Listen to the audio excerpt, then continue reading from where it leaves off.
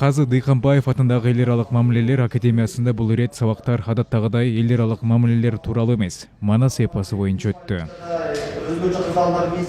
Манас эпосун белгилөө күнүн утурлай бир катар мамлекеттик мекемелерде Манас таануу боюнча сабактар уюштурулду. Тышкы иштер министрлигинин маалымат департаментинин директору Нурлан Сүйөркуловдун айтымында Манас эпосы дүйнө коомчулугу тарабынан таанылган улуу рухий мурас. Манас эпосубуз үчүн ошондой эле убакыт келди.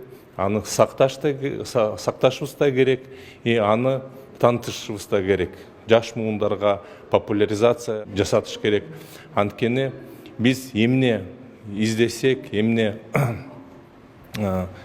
кызыксак, баары Манаста бар экен. Манас биздин дагы бир жолу кайталап коеюн, биздин руханий байлыгыбыз, биздин ыйык мурасыбыз.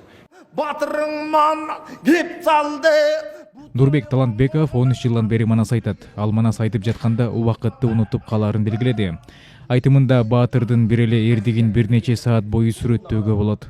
Бизде Манас күнүн 4 декабрь күнү эле же болбосо 1-2 күн калганда эле белгилеп, калган күндөр калып кетет да.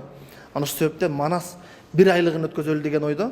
Кыргыз тарыхында мына 29-30 жылдан бери жалпы системалуу түрдө бардык министрлик, ведомстволук кызмат, департамент, агенттиктерге бардыгына жапа-тырмак бир мындай массалык түрдө жолугушуулар уюштурулу элек.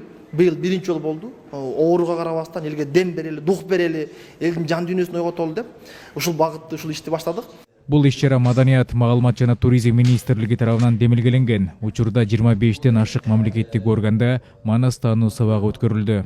Айтматов атабыз айткандай, Манас бул кыргыз рухунун туч окуусу. Манаста тышкы саясат темасы бар, бул дипломаттар үчүн. Эгерде финанс министрлигине барсак, финансы темасы бар, ошол эле коопсуздук темасы бар, тартип темасы бар, ички саясат темасы бар, руханий өнүгүү, илим темасы бар.